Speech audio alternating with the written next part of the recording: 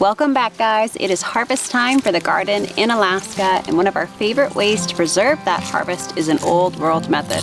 This has been used across the globe for hundreds of years before refrigeration, electricity, and all those fancy things, and we still use it here.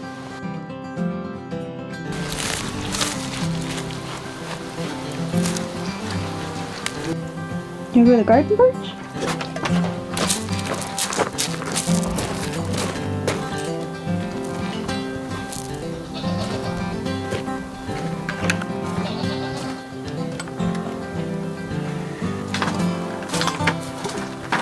I think I'm going to start with harvesting a few more of these cabbages. We already harvested a little bit from the garden, but these guys are ready to go.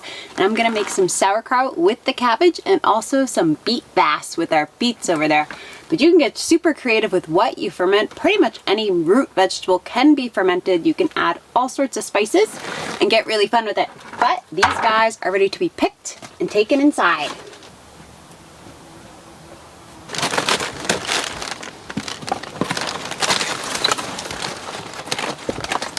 All right, one down, a few more to go. We're gonna give these outer leaves to the chickens. They can have at that.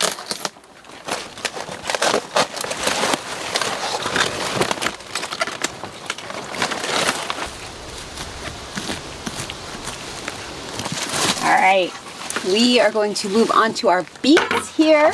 This garden is an absolute jungle. I also have a few turnips that I think I'm gonna pull because they are done. This is a beautiful turnip. You can also ferment these too. So really, really cool with what you can do with fermenting.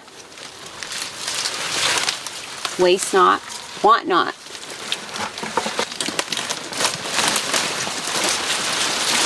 Because they are ready to come out. Very cool.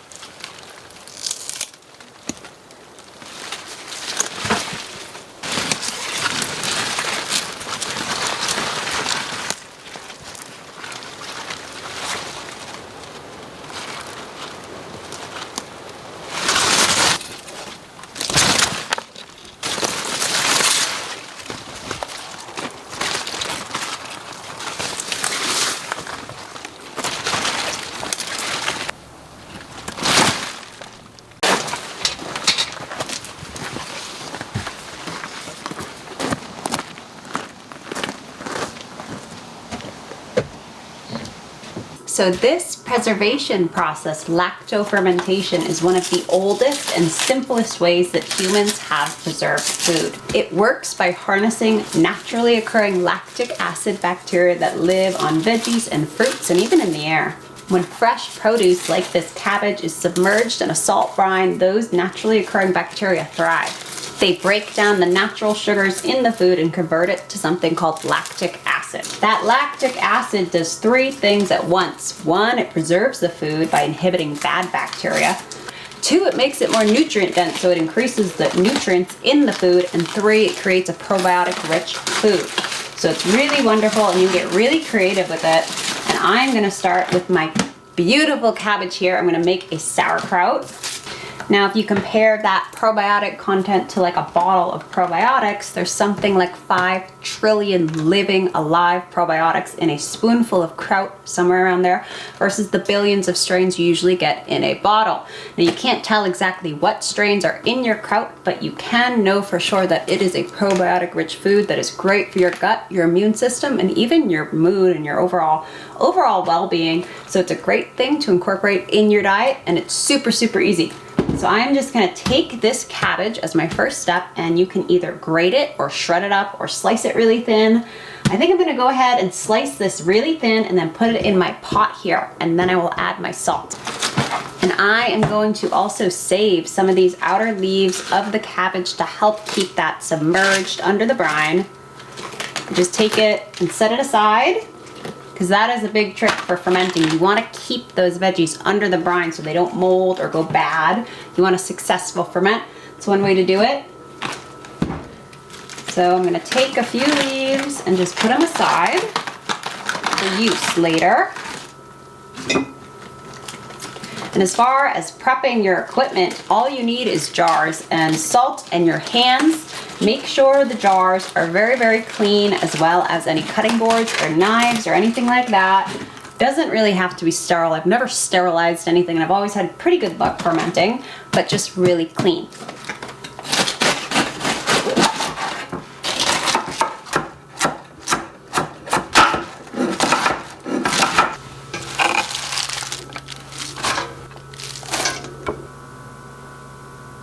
Next step for this sauerkraut is to simply add salt. The salt you use really makes a difference. I found that something unrefined and mineral rich like Redmond sea salt makes the best.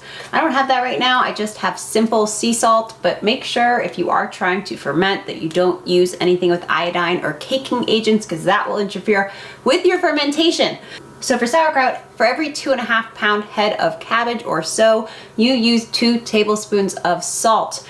If you have whey, you can use a tablespoon of salt and a tablespoon of whey, and that will kickstart that fermentation process. I unfortunately do not have any whey right now, so I'm just gonna use 2 tablespoons. Those are pretty big cabbage. I wanna say each of those heads were like 2.5 to 3-ish pounds, maybe even more. So I'm going to be generous with my salt, but not really overdo it.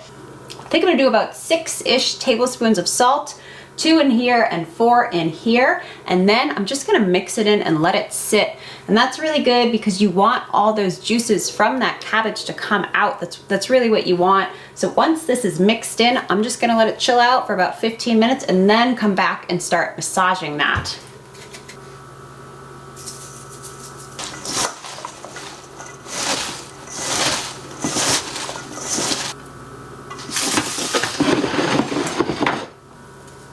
Okay.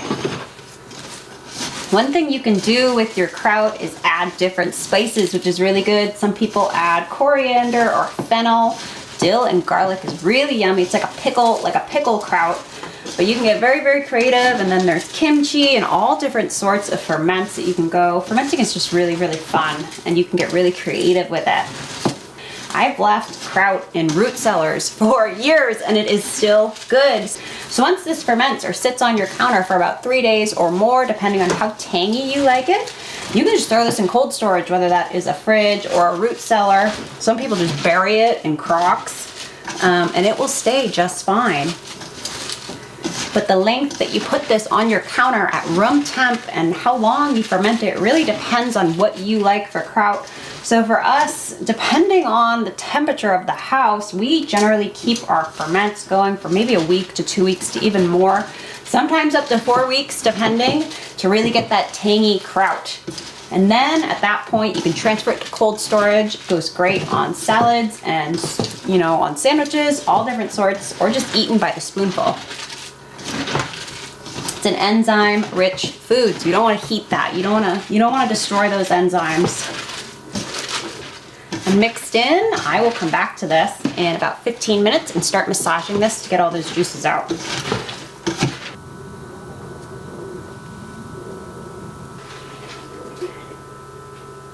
While I wait for my kraut to get all juicy, I'm gonna throw together some beet kvass. Beet kvass is a fermented beet and the juice that goes with it. So people will sip on the juice or they will eat the beets, ideally both.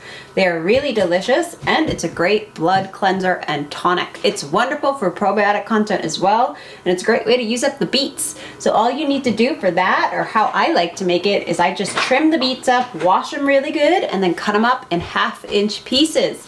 Throw them in a quart mason jar like this one, and then we're gonna top it with salt.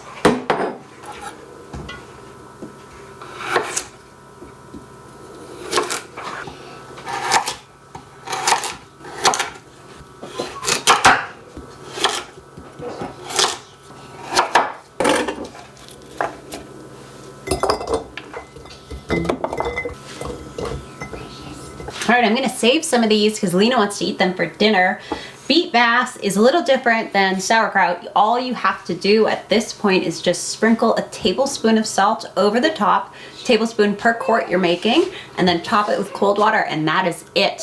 And same thing, in about 3 days, I'll go back and check this, see how it's doing.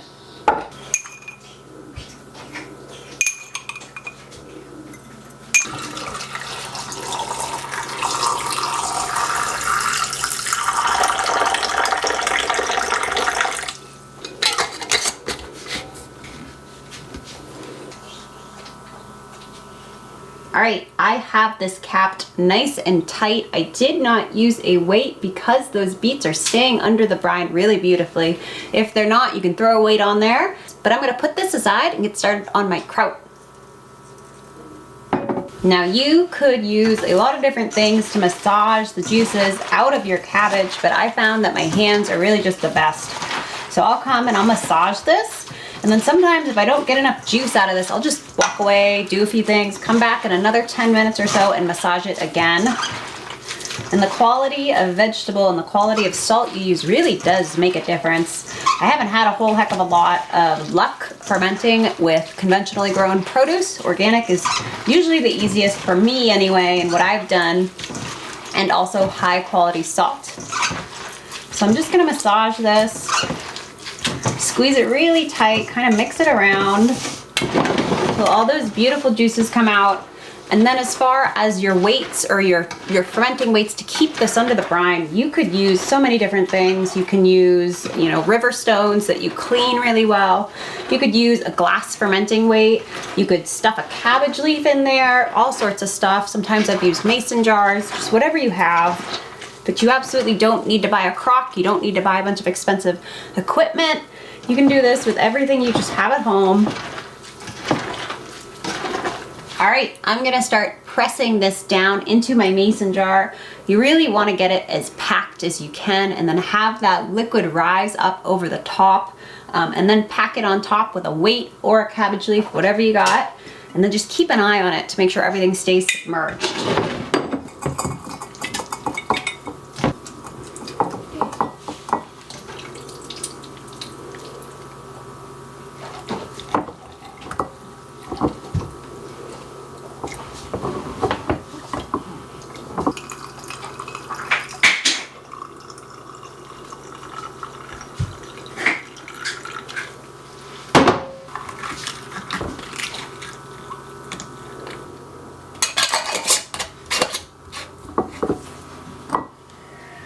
All right, this one is done. I'm gonna get started on my next bottle of kraut. I got the brine well over that cabbage and then a leaf in there to stop it from floating up. I'm gonna put this with my beet vase.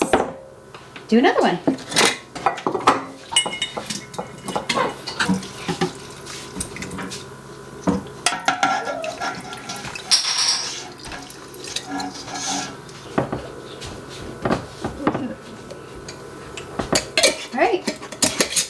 There's two. And for this, now I just throw these on my counter, preferably in a dark place where it's not exposed to a heck of a lot of sunlight.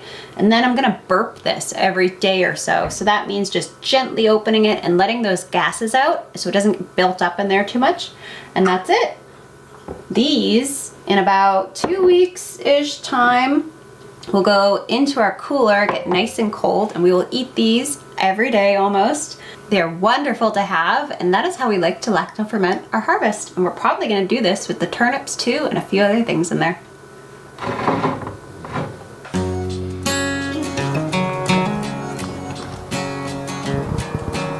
Hey guys, this is Amy and Dennis from Holdfast, Alaska. We are a small family living in the eastern interior, building a subsistence homestead.